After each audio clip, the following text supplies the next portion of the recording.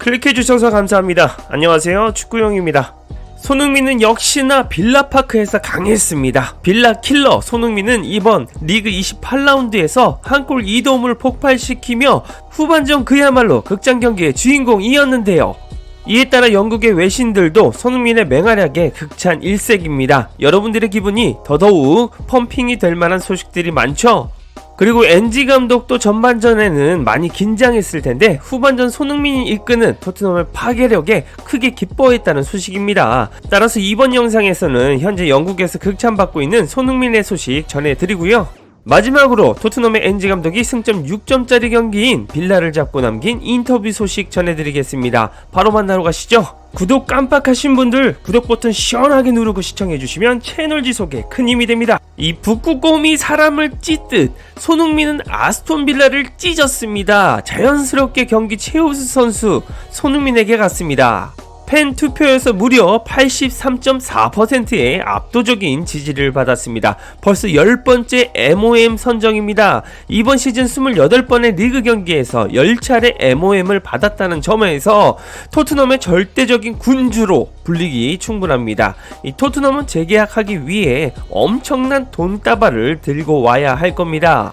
그리고 영국 외신들도 손흥민의 눈부신 활약을 극찬했습니다. 일단 평점부터가 남달랐는데요. 풋볼 런던과 이브닝 스탠다드 등 영국 유력 언론들도 손흥민의 활약을 집중적으로 언급하며 최고 평점을 준 것은 물론입니다.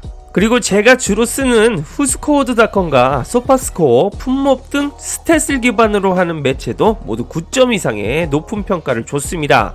특히 풋볼 런던은 손흥민은 최전방에서 토트넘을 위해 전력으로 질주했다. 존슨의 골을 도왔고 나중에는 직접 슈팅으로 골까지 넣었다. 늦은 시간에는 베르너의 골도 어시스트했다. 진짜 주장이었다 라고 극찬을 남겼죠. 진짜 주장이었다는 말처럼 손흥민은 골과 도움 모두 터뜨리면서 팀의 지휘자였습니다.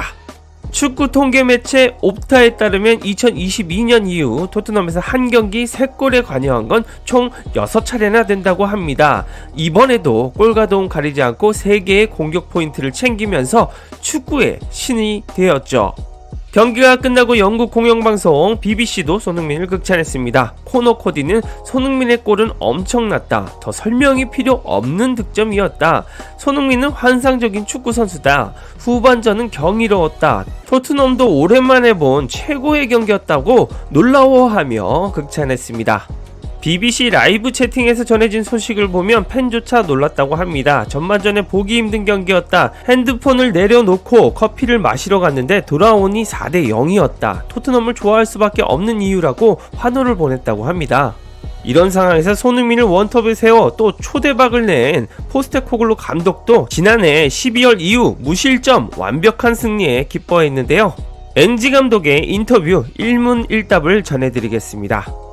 일단 미키 반더벤의 부상이라는 악재에도 선수들이 빠른 2골로 대응하는 모습에 만족했냐는 질문을 받았습니다. 그리고 엔지 감독의 대답은 남달랐는데요. 그게 핵심은 아니었던 것 같습니다. 경기 내내 우리가 대처하는 방식이 정말 만족스러웠습니다. 경기장도 험난하고 상대도 좋은 팀이었기 때문에 중요한 경기라는 것을 알고 있었죠. 이곳의 분위기는 분명 팀을 응원하는 분위기라고 생각했어요. 전반전에는 그 모든 상황 속에서 우리가 정말 잘했고 무엇보다도 상대가 우리를 견제하려고 노력했고 상대가 위협적인 장면을 우리가 막아냈기 때문에 잘했다고 생각했습니다. 전반 막바지에 이르러서야 그들이 조금씩 지치기 시작했다는 것을 느꼈어요. 하프타임에 인내심을 갖고 침착하게 우리의 축구를 하고 강도를 유지하는 것이 중요하다는 메시지를 전했습니다. 그리고 우리는 그렇게 했죠. 우리의 축구 수준은 훌륭했고 경기는 무사히 끝났어요. 잘 모르겠습니다. 그것이 너무 중요하다고 생각하지는 않습니다. 그때까지만 해도 뛰어난 활약을 펼쳤기 때문에 실망스러웠어요. 라두가 큰 경기에서 처음으로 중요한 경기에 출전한 것은 정말 잘한 일이라고 생각해요 라고 말했습니다. 그리고 빌라파크에서 활약한 것 중 가장 좋은 경기였냐는 질문도 받았는데요. 역시나 엔지는 겸손했습니다. 글쎄요, 평가하기는 어렵습니다. 연초에 큰 경기를 몇 번 치렀고 잘 대처했죠. 하지만 경기장 상황, 경기장 상대를 고려했을 때 올 한 해 어느 경기 못지않게 모든 것을 통제하며 경기를 치렀다고 생각해요. 우리 팀에 많은 성장이 있었고 수준 높은 상대를 상대로도 경기를 통제할 수 있다는 점을 다시 한번 확인했다는 점에서 긍정적인 부분입니다 라고 말했습니다. 가장 중요한 질문이죠. 이제 승점 2점 차가 아니라 8점 차까지 벌어질 뻔한 경기를 크게 뒤집은 것에 대한 질문을 했죠. 그리고 NG는 더 큰 그림을 봤습니다. 그런 것 같아요. 경기 전에도 말씀드렸지만 아직 시즌이 상당 부분 남아있다고 생각해요. 아직 11경기가 남았으니까요. 우리뿐만 아니라 모든 팀들에게 지금부터 마지막까지 모든 경기가 의미가 있고, 상위권 싸움이 있고 하위권 싸움이 있고 중간 어딘가에서 싸움이 있기 때문에 우리 모두는 무언가를 위해 싸우고 있습니다. 오늘 우리가 졌다고 해서 다른 사람들이 어떤 목표를 세웠든 상관없이 저는 일관되게 팀으로서의 성장이 중요하다고 말해왔어요. 그리고 오늘 경기는 우리에게 또 하나의 긍정적인 진전이라고 생각해요 라고 말했습니다. 또한 빌라는 이번 시즌 홈에서 매우 강했는데 오늘 적응해야 했던 것이 팀에 얼마나 칭찬할 만한 일이냐는 질문도 받았습니다. 그건 잘 모르겠네요. 저는 여전히 빌라의 기본 원칙이 크게 변하지 않았다고 생각해요. 여전히 매우 잘 조직되고 체계적이지만 다른 팀들이 우리에 대한 접근 방식을 바꾸도록 도전할 수 있는 명확한 정체성을 갖는 것이 팀으로서 발전하는 부분이라고 생각합니다. 아직 그 단계에 이르지 못한 것 같아요. 아직 다른 팀들이 적응하기에는 우리가 팀으로서 그렇게 매력적이라는 증거가 충분치는 않지만 이런 큰 경기에서는 어떤 상황에서도 우리가 이렇게 경기할 것이고 상대가 우리를 막으려는 것은 상대에게 달려있다는 것을 보여주는 것이 정말 중요합니다 라고 말했습니다. 그리고 맥기냐의 레드카드는 게임의 핵심적인 순간인 것 같았는데 어떻게 생각했냐는 질문도 받았습니다. 중요한 순간은 아니었던 것 같아요. 저는 우리가 2대0으로 잘 통제하고 있다고 생각했어요.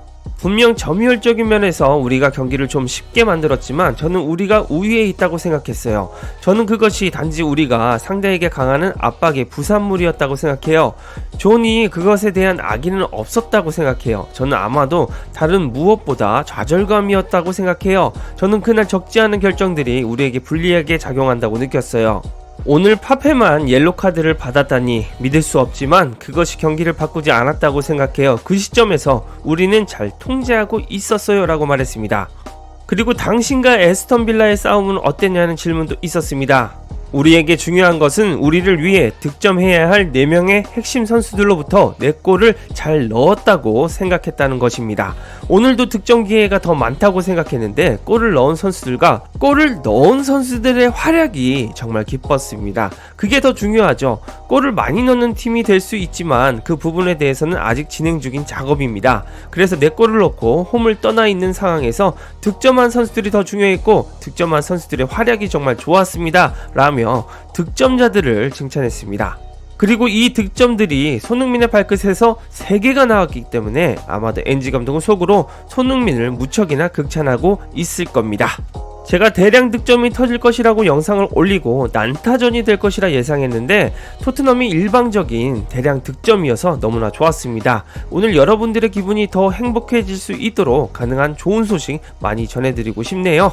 이상 축구용이었습니다. 구독과 좋아요 알림 설정 눌러주시면 빠르고 정확한 소식과 분석으로 보답하겠습니다.